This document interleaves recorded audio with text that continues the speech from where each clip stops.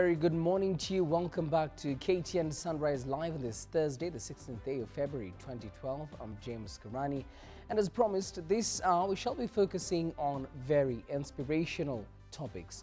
The author of the book that I'd mentioned to you earlier on, the book, by the way, is called The Quest for Greatness. Every Thursday, we sample a book for you that we think will be of value to you, that will help you go to the next level, wherever you may be. Now, the author of this book is called Felix Onyango. He's a prolific author, and I've read the book. It's a really, really fantastic book. And a very good morning to you, Felix, and welcome to KTN Sunrise Live. Good morning, Karen. Thanks for having me. The reason we decided to sample your book is, if somebody just reads this very short summary of the book at the back, there's something very important that you say, that we live in a world that idolizes those who seem to attain success overnight. Those who arrive at the pinnacle of their pursuit on the fast track, little is ever mentioned of the fact that some of those overnight successes actually went through a process to get to the summit of their aspirations. I mean, when I just read that, I said, this is a book worth reading, because we live in a day and age whereby books, speakers, and so on and so forth focus on what people want to hear. They'll tell you can do it now. You can become zero to hero. But you're saying that there's a process. There's normally a process that is involved in this. Tell us about that. It's important, especially in this day and age. Like I said, we live in a day and age where people are more into fast track. There's microwave, there's fast coffee. I mean, everything is like on an overdrive. And the sad thing is those are the stories that sell. The story of a young man who starts a company and grows it, let's say, within 2 years and sells it off to Google or Microsoft for $20 million sells much better than a lady who works through building a business for 15 years and builds an enduring business. Those kind of stories sell much better because people want to arrive overnight. I mean, people don't want to take part in the process of getting to where they want to get as far as their aspirations and dreams in life are concerned. So that's what informs that particular topic, no sudden flight to greatness, because people want to arrive, yes, but arrive free of the kind of pain, the kind of sacrifices sometimes it takes for you to attain greatness. People want to arrive there free of the toll that the pursuit of greatness usually exerts on those who dare to venture on that platform. So I've felt that's an appropriate opening for the book, and just let people know that yes, it's great, you know what you want to attain in life. You want to be a great musician, you want to be a great author like I'm aspiring to, you want to be a great TV presenter, or whatever it is you want to achieve in life. But it's good for people to understand that there's a process to things. You don't arrive there overnight. It will take you time. It will take you. I read the story of Tiger Woods, and people really acclaim Tiger Woods, but if you go back and read his story, from the age of as young as 18 months, the father was already taking him to the golf course. 18 months? 18 months. Now, by the time he got to about 18, 17 years, when now he's clearing with what we call secondary school here, he was already hitting the headlines. But to many people who are being introduced to him at that point, it looked like the guy has just come out of the woods. Exactly. Like his name. Literally. Literally. But we don't take time to interrogate the process that he's gone through for him to arrive there. So that's why I started with that. You know, I read the first chapter, and I'll be very honest with you, and I said, there are some things in my own life, and so many people that I've seen around. You want something, then you realize how intensive it's going to be in terms of the effort, in terms of the time that it's going to take. And you say, no, I'll probably just, I'll pass. I don't need to do this. And then 2 years later on, probably this thing would have taken you 2 years to do it. 2 years on, you're like, okay, I didn't do that, but neither did I do anything else of value. So I could have as well have done it, and probably now I would be achieving that. and that came through when he told me. I was just asking him before he came onto the show, how long does it take to write a book? And you saw my instant reaction when you said it takes 2 years to come up with a book like that. Is that my behavior or my perception towards this labor-intensive things? Is it more of the rule than the exception? Are most people like that? Well, I may not want to make a sweeping statement Yeah. about that, but it's a common occurrence. You'd find somebody says, oh, a degree takes 4 years to do. By then, right now, maybe I'm 30 years. By then, I'll be 34 years. But somebody said, I mean, in any case, how old would you be after 4 years? In any case, you still be 34. You still be there without a degree, and the 4 years would have lapsed. So that's a common occurrence with a number of people. People want to do, but for you to do that, like now I told you, it took about 2 years. Possibly it's not so much the 2 years, but what you're able to pack into a day, pack into a week, that translates into a month, that ultimately gets you to that point. So sometimes when you look at it in terms of the entire span of time, it might be a bit intimidating and looks like really you have to exert yourself. But if you break it down and say, okay, so what do I need to do daily? Like for instance, if I can only write 300 words daily, by the end of the year, I have actually 2 books. I've heard that being said time and again. The fact that if you want to do something, it sounds so simple, but I think it's the hardest thing in the world to do. Yeah. To focus on one goal, do a bit of it every day. I mean, you're a life coach, and I'm sure you coach so many people. What sort of basic challenges do you think people face in terms of trying to just get their goals? The problem sometimes comes in we visualize the ideal. We see where we want to go, but we don't come back and break it down into the small steps, the incremental steps that actually get you to the goal. And like you said, it seems so easy. But somebody said the things that are easy to do are also easy not to do. Exactly. Seems very easy to be to possibly sit down and write 300 words daily. Yeah. But sometimes it's not easy with all the pressures of life, with all the demands on our time and our attention.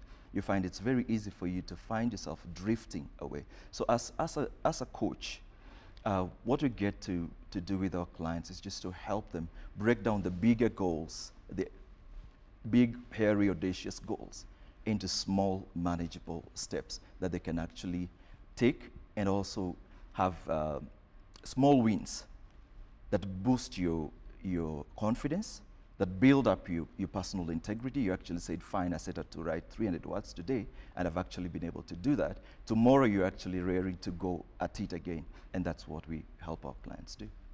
I mean, I don't want to make you, I don't want to force you to make a sweeping statement as you've called it, but generally, what's the difference between people who end up becoming successful and failures? What are some of the key differences that you've noticed? One, I would say it's mostly choices. And I would quote a legendary basketball coach called John Wooden. This man said that there's a choice you have to make in everything that you do. Ultimately, remember, the choices that you make you. Most of the times, I mean, 2 people are born in the same household. One ends up being a responsible citizen in the society, making a difference in the society. The other one ends up in jail. What happened along the way? Born of the same mother, the same family, the same environment. What happened? It's the kind of choices they made down the road. And those choices ultimately shaped the kind of people they became. So choices are very important. And sometimes we think it's one big choice. No, it's a small, consecutive or consistent choices that we make daily that ultimately add up to where we end in life.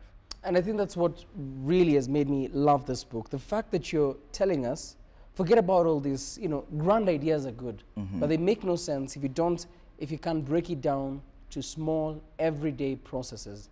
And that's what you're also reiterating when it comes to making of choices. Yeah. But I think we can move on to probably other interesting chapters. You still talk about, despite the fact that you tell us to, break down our goals into smaller pieces, but you still say, dare mighty things. Take us through this. It's Nelson Mandela who said that quit playing small. Your playing small doesn't glorify God. We come into this world endowed with the seed of greatness. Each and every one of us, we are all designed for accomplishment. None of us comes into this world without that endowment.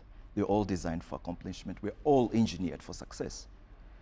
But again, the same thing you're saying, one ends up being a success, one ends up being a failure within the same environment, the same economy, the same government, everything more or less the same. So when I talk about dare mighty things, while still again saying, okay, break it down to small pieces, this is about a journey. It's a journey to the pinnacle of your aspirations. It's a journey to the summit of your hopes and dreams. But the journey needs to be broken down. If I'm traveling to Mombasa, let's say for instance, I need to know, fine, if I get to Salama, if I'm running down on oil, I could actually fuel there. If I get to Mtito, I could actually stop and have a bite and refuel again possibly, or just refresh. So being able to break it down into small, dare mighty things, yes, dream big, dream great things about yourself, about your family, about your enterprise, but again, come down and break it down into small steps, because you don't move from the point of the starting line to the finishing line. You don't jump to the finishing line. You actually go through the process. So it's important, yes, look at the bigger picture, but come down and break it down into small steps, because it's a journey. There's a chapter where you talk about walking away. Take us through this. Mm-hmm. Yeah, walking away, actually, I was listening to a song, a famous song by Craig David, where it says, I'm walking away from the troubles of my life. And that kind of inspired me to write that. And what actually I'm talking about there is the fact that a lot of the problems we have today, I listened to an American business philosopher, a man called Jim Rohn, and he said that heart attack in itself in America is responsible for about 2,000 deaths a day. And not just that, but he said, and the greater majority of it is neglect. Yeah. Just because people don't get to do the things that they need to do daily.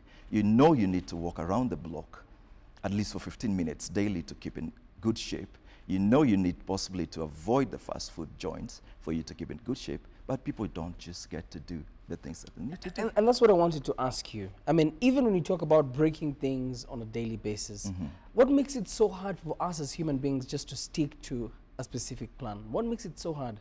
I know you don't have all the answers, but probably because you've taken time to write at least this book, you've tried to study this aspect. What makes it so hard for otherwise very smart people? I'm sure Kenyans are very smart people, but you find somebody having such a hard time. You know very well, as you've said, you're not supposed to eat bad food and so on and so forth, but you just eat it. And yet you know it. What brings this divide? I think sometimes the problem comes in because mostly it doesn't hit you on the first day. If you eat junk food today, if your heart just stopped and you dropped down, I can assure you the next day you drive by the fast food joint without even looking in that direction. Yeah. But this comes incrementally. The small little neglect laid upon another little neglect the following day, and the week goes and the month goes, and 5 years down the line, you've got cancer or you've got whatever kind of disease that terrible, takes you out before your time, before achieving what you brought on earth to do, just because of neglect. It's just the small things you neglect to do. And the same way, if you flip it, success is the same thing. Small, smart choices consistently over time get you to where you want to go. So it's just about neglect. And it's because it doesn't hit you in the first day. If I don't jog today, or I don't run today, or I don't hit the health club today, it may not look like much, but build up that over time, then you find yourself in a mess. And so people find themselves, no, it's all right, I'll go there tomorrow. It's all right, I'll go the following day. And before you know, a year's gone, 2 years is gone, and you're getting farther and farther away from where you want to get. So you're saying it's the reverse of what we're saying here. If you want to achieve something positive, small by small, daily, if you're going the wrong direction, it's happening in the same way, but you're not realizing this time round. It's happening gradually. Yes. I want you to take us through some stories, some real life stories, because I'm sure viewers are like, okay, maybe I've had this before, I've seen this before, people have talked about making it big before. What makes it different? What makes your experiences as a life coach different? Take us through some of the real life stories that you've come across. Well, personally, like right now I told you, my background is in land economics. I'm a property valuer, but I'm also in the process of, I would say, a career evolution. I'm transitioning into life coaching. Not really life coaching, what I'm really doing is executive and leadership coaching, which is a bit different from life coaching. I happened to travel sometime in 2009 to Canada, and I got to read a magazine that just brought together, pieced together for me what I'd sensed all along, but I didn't have the framework within which to put it. And I was at the airport lobby. It's interesting. I was at the airport lobby. I had some loose change, now wondering, what should I buy? Should I buy candy? Should I buy sweets? What should I buy? Then a magazine just pops off the racks at me. Then I pick the magazine. It's called Success Magazine. So I went through the magazine, and something in that magazine just like gave me an aha moment. This is what I've been looking for all my life. And that helped me to put into a framework what I've always wanted to do, that is work with people to help them be the best they can be. So I came back in 2009, got asking around, where do I do coaching, where can I do a course in coaching, ended up doing it in 2010, graduated from the college, and now actually working with people, helping them to be the best they can be. And what I take from that is, just because we live in a society here where just because I started off as a doctor, possibly maybe it was my parents' dream, possibly maybe it was societal pressure, be an engineer. Those are some of the things I remember listening to when I was growing up. And right now I'm actually on a transition, and somebody the other day was telling me, I mean, how is it, a land economist, motivational speaker, executive coach? I mean, it don't augur well according to him. Yeah, that doesn't really, it doesn't really add up. But what that has helped me to understand is that it's possible for you to reinvent yourself. It's possible for you to evolve as an individual from one stage or one platform to another platform that helps you to achieve your potential. How about are comfort zones? Pretty bad, very bad. Because the thing with comfort zones, as it says, it's a comfort zone. It's a place where you don't demand more of yourself than you ordinarily do. It's a place where you can just remain within some confines, and you'll be okay. But for you to really achieve, the people who really achieve in this world have learned to go out of their comfort zone. Like sometimes in the health club, you see somebody working out. If they're not working out, let's say with a coach, it's very easy to remain within what is comfortable, what is convenient for you, what is easily attainable. But when you're possibly working with a coach, or when you have a good grasp of where you want to go in life, then one of the things you want to avoid is getting into a comfort zone, a place where you feel like you know it all, a place where you feel that you can comfortably do what you need to do and doesn't require much of you in terms of learning, in terms of getting new knowledge, in terms of innovating. So a comfort zone is the worst.